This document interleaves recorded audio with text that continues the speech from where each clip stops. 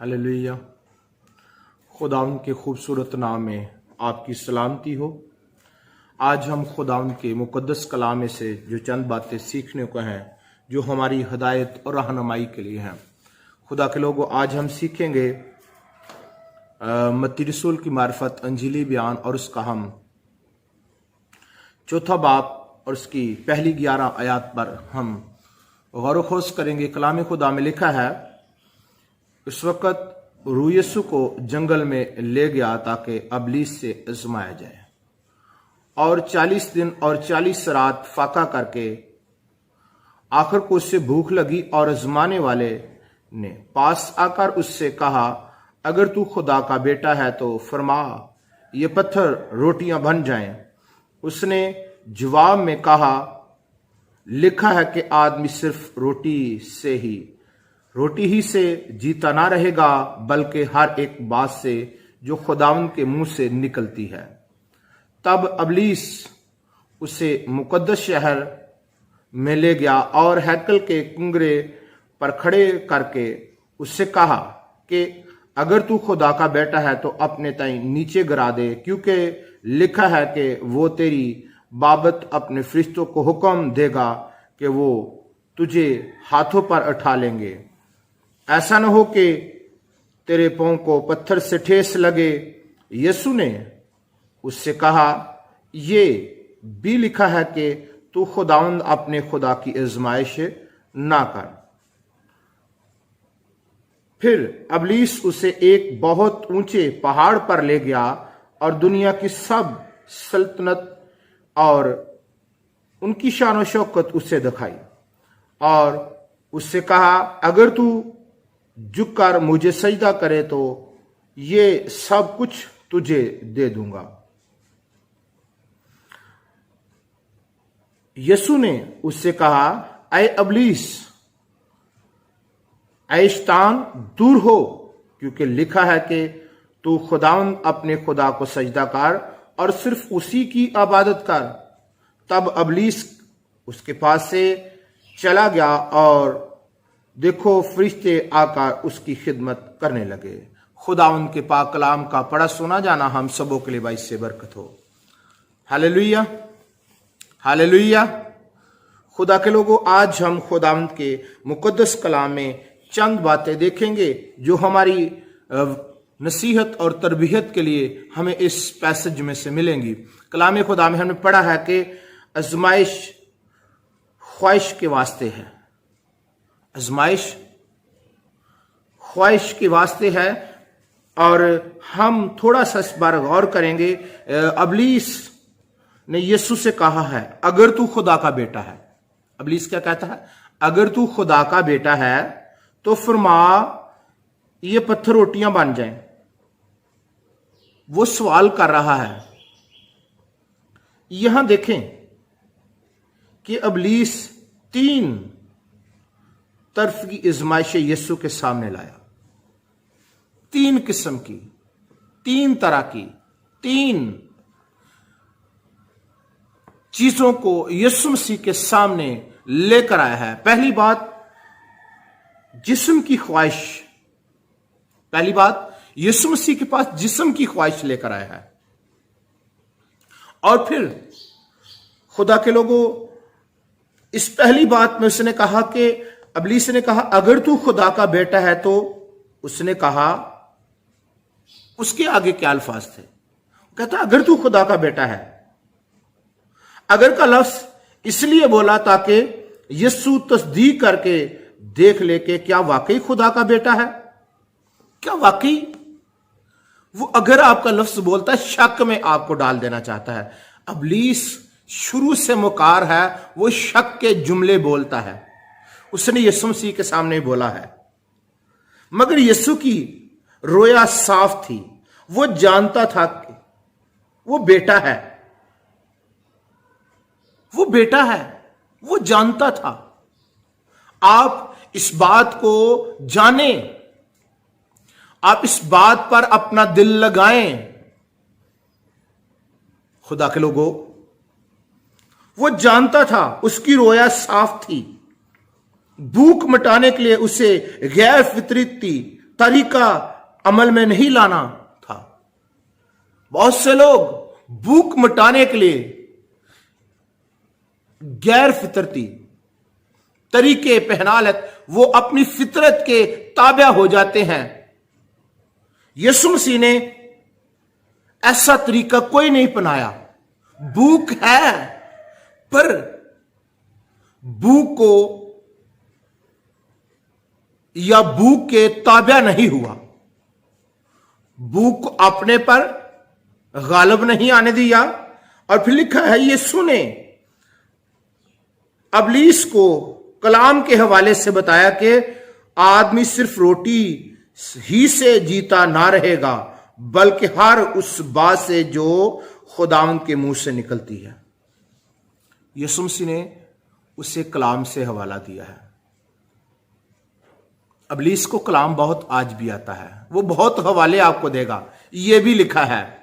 लेकिन आपको भी कलाम आना चाहिए ताकि आप इब्लीस का मुकाबला कर सकें। खुदावंद के ताबा जो, जब खुदावंद के ताबा हो जाएंगे, बस खुदावंद के ताबा हो जाएं और इब्लीस का मुकाबला करो तो वो तुमसे भाग जाएगा। इब्लीस को भगाने के लिए कलाम आना जरूरी है। अगर जिंदगी में खुदा का कलाम नहीं तो फिर कुछ भी नहीं है। मैं बताना चाहता हूं खुदा के लोगों, खुदावंद के कलाम में हमने पढ़ा है कि यीशु मसीह ने उसको कलाम से जवाब दिया है। आज बहुत से लोग अपने हवाला जात बहुत से देते हैं, लेकिन कलाम उस नहीं जिंदगी में तो लिखा है कि यीशु ने कहा कि आदमी सिर्फ रोटी ही से जीता ना रहेगा, बल्कि हर उस बात से जो खुदावंद के मुंह से निकलती है। यहां इब्लीस इस बात को ना माना जो इब्लीस के मुंह से निकली और उसको एक और आजमाइश में ले गया।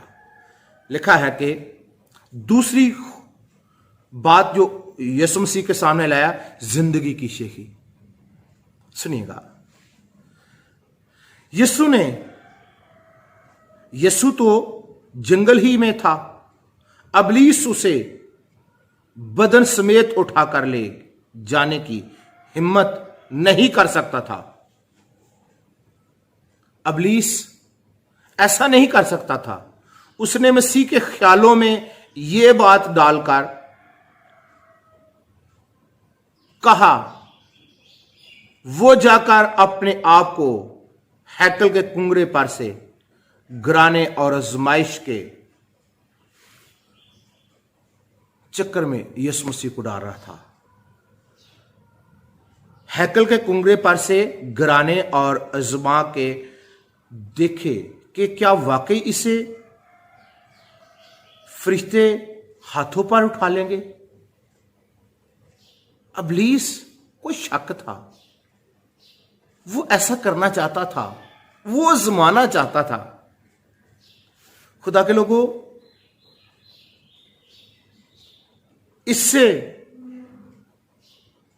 लोग पर अमान ले आएंगे। वो कहता है कि इससे लोग तुझ पर अमान ले आएंगे कि तू इतना बड़ा काम किया, तुझे हाथों पर उठा लेंगे। और फिर लिखा है ताकि ऐसा ना हो कि तेरे पांव को पत्थर से ठेस लगे।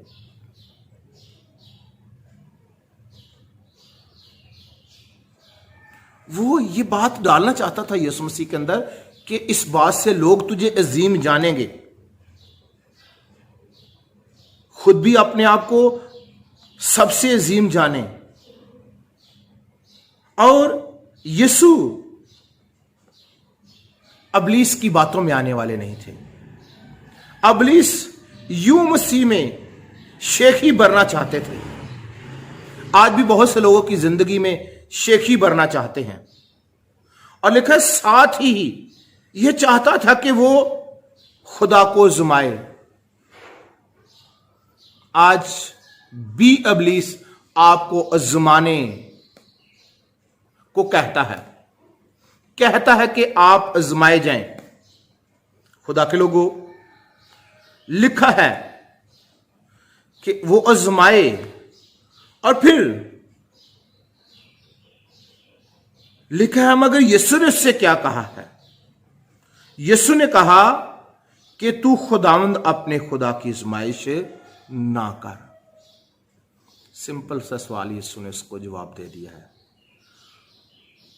वो चाहता था कि यीशु जो है खुदा को आजमाए, लेकिन यीशु ने क्या किया? यीशु ने उसको एक बड़ी वाज़िया बात कर दी। लिखा है कि तू खुदावंद अपने खुदा की आजमाइश ना कर। उसके मुंह पर आयत की पट्टी लगा दी और उसका मुंह इस जो उसने बात की थी बंद हो गया। वो फिर अगली बात यीशु मसीह के सामने ले आया, आंखों की ख्वाहिश ले आया। पहले उसने कौन सी बात? जिस्म की ख्वाहिश उस यीशु मसीह के सामने रखी, फिर जिंदगी की ख्वाहिश रखी, जिंदगी की शेखी। आज भी इंसान को वो यही बातें, इन्हीं बातों के चक्कर में डालना चाहता है। और आंखों की ख्वाहिश जब यीशु मसीह के सामने लाया तो इब्लीस ने मसीह यीशु को दुनिया की शान और शौकत दिखाकर कहा कि ये सब कुछ मेरा है। आज शान और शौकत के पीछे हर इंसान दौड़ रहा है। सिर्फ चंद ईमानदारों के जो वाकई खुदा के कलाम से और खुदा की मर्जी के मुताबिक हैं, उनके सिवा सारे लोग जो हैं इस बात अपनी शान और शौकत के चक्कर में दौड़े हुए हैं। खुदा के लोगों कहता है कि यीशु को दुनिया की ख्वाहिश दिखाकर कहता है कि ये सब कुछ मेरा है, अगर तू झुककर मुझे सजदा करे तो मैं ये सब तुझे दे दूंगा। अंदर ये सब कुछ तुझे दे दूंगा। उसने देखें यीशु मसीह को कहता है दुनिया की सारी शान और शौकत मेरी है। दुनिया की सारी शान और शौकत आज भी दुनिया के सामने लाकर रखता है। दुनिया की शान और शौकत और माल हासिल करने की ख्वाहिश आज जिंदगियों में डाल देता है। माल आना चाहिए, जो कुछ मर्जी हुए। खुदा नाराज होता है तो हो जाए, माल आना चाहिए, कोई बात नहीं, खुदा को बाद में मना लेंगे। यीशु में ये ख्वाहिश यीशु में डालने की कोशिश कर रहा है। ये जो ख्वाहिश है कि आंखों की जो ख्वाहिश है यीशु मसीह में डालना चाहता है, लेकिन अजीजों इब्लीस ये नहीं जानता कि यीशु इसकी बातों में नहीं आने वाला, पर फिर भी उसने अपना ये जो उसके पास हथियार था उसने कहा कि मैं इस्तेमाल करके देखूंगा। सारी दुनिया को मैंने इस मामले में डाला रखा है, इसको भी डाल दूंगा। यीशु के सामने वो लेकर आ गया है। जब तक जिस्म में आप हैं, आपके सामने ये चीजें आएंगी। जिस्म की ख्वाहिश, जिंदगी की शेखी, आंखों की ख्वाहिश। लिखा है मगर यीशु इब्लीस के सामने ना झुका बल्कि उसे झिड़क दिया। उसे झिड़क दिया। बहुत लोग हैं जो आंखों की ख्वाहिश के सबब से मालो दौलत हासिल करने के लिए इब्लीस के आगे झुक जाते हैं। मगर यीशु ने कहा, क्या कहा है कि तू खुदा ही को सजदा कर। तू खुदा ही को सजदा कर। किसको कर? खुदा ही को सजदा कर। यही 3 ख्वाहिशातें या चीजें इब्लीस आपके सामने भी शायद ला रहा हो, या आप इन आजमाइश में पकड़े गए हों। आए आज गौर करें कि मैं क्या इन ख्वाहिशात के अंदर हूं, जिस्म की ख्वाहिश के अंदर हूं, या जिंदगी की शेखी या आंखों की ख्वाहिश मुझ पर गालिब है। यानी जिस्म की ख्वाहिश, आंखों की ख्वाहिश, जिंदगी की शेखी, ये 3 बातें हमें यूहन्ना रसूल की मार्फत अंजीली बयान पढ़ें तो दूसरे बाब की 16वीं आयत में देखते हैं। खुदा के लोगों, बड़ी खूबसूरत बात जो हमें मिलती है खुदावंद के मुकद्दस कलाम में, तो हमें इस बात को कुछ यूं देखना है।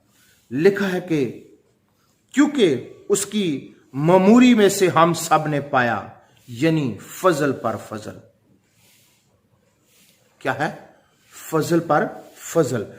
और 16वीं आयत में यूं लिखा है, खुदावंद के मुकद्दस कलाम में बड़ी खूबसूरत बात जो हमें आज सीखने को मिल रही है। लिखा है, और कबूतर फरोशों से कहा, उनको यहां से ले जाओ, मेरे बाप के घर को तजारत का घर ना बनाओ। आज भी लोग कहां पर हैं? क्या कर रहे हैं? किधर खड़े हैं? आज अपनी जिंदगी पर गौर करें।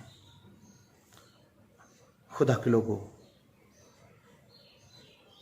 इब्लीस की इन ख्वाहिशात से निकल जाए और इब्लीस को अपनी जिंदगी में दाखिल ना होने दे। उस वक्त हैकल में लोग दाखिल हो चुके थे। तुम खुदा का मकदस हो और खुदा का रूह तुम में बसा हुआ है। यीशु ने इस वक्त हैकल को साफ कर दिया था। आज अपनी जिंदगी को साफ करें, जिस्म को रूह पर गाला बनाने दें, और शेखी जो है, जिंदगी की शेखी कि मैं बड़ा हूं, मैं सब कुछ हूं, मैं जिंदगी से निकाल दें। और अगली बात जो बड़ी खूबसूरत हमें मिलती है वो ये है कि आंखों की ख्वाहिश भी नहीं होनी चाहिए। मालो दौलत के आगे झुकना।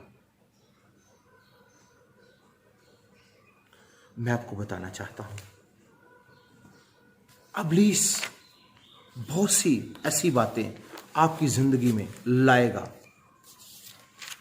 ऐसी बातें लाएगा जो ना आपके खुदा को पसंद है और ना खुदा के लोगों आप उन चीजों में रहकर खुश रह सकते हैं फॉरएवर।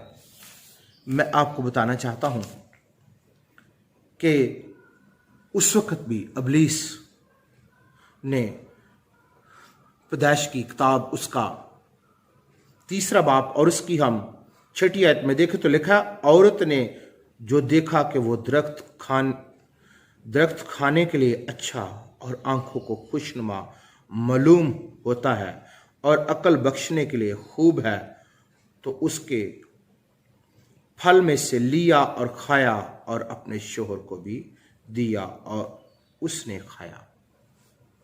उस वक्त भी यही था, आंखों को खुशनुमा मालूम होता है। आंखों की खुशी के लिए, खुदा की खुशी के लिए नहीं, बहुत से लोग करते, सिर्फ आंखों की खुशी के लिए।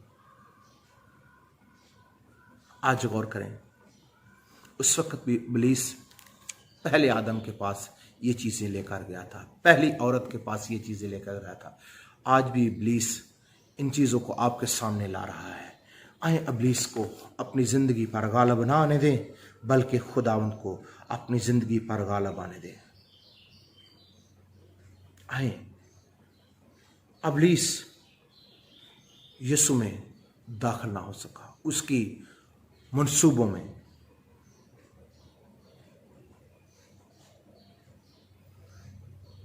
लिखा है कि और उन्हें ख्वाहिश से बचने का हुक्म खुदावंद ने अपने लोगों को दिया कि फिक्रमंद होकर ये ना कहो कि हम क्या खाएंगे, क्या पिएंगे, क्या पहनेंगे। खाने पीने पहनने की फिक्र छड़ दो। आज खान पीन और पहनने वास्ते इंसान दौड़िया है। सुबह नू की खाना है, दोपहर नू की खाना है, शाम नू की खाना है। खान दे चक्कर ची जिंदगी गुजर जाएगी। क्या मैं फलां मीटिंग में जाना, मेरा ड्रेस कैसा होना चाहिए, मैं वहां पर जाना है, मैं अपने भाई के पास, अपनी बहन के पास, मेरे कपड़े पर आने हैं। कपड़ों पर नगाह ना करें, बल्कि अपनी जिंदगी पर नगाह करें। अगर आपकी जिंदगी खराब हो गई तो आप खुदा को पसंद नहीं आएंगे। लोगों को आप पसंद ना आए तो कोई बात नहीं, लेकिन अगर खुदा को ना पसंद आए तो आप वहां पर डाले जाएंगे, जहां पर रोना और दांतों का पीसना होगा। आए, अपनी जिंदगी में अपने खुदा को अव्वल दर्जा दें। और खुदावन को कहें, खुदावन मुझे ले, खुदा मुझे मुकद्दस कर। आमीन। खुदावंद आज के कलाम के वसीला से मुझे आपको बरकत दे।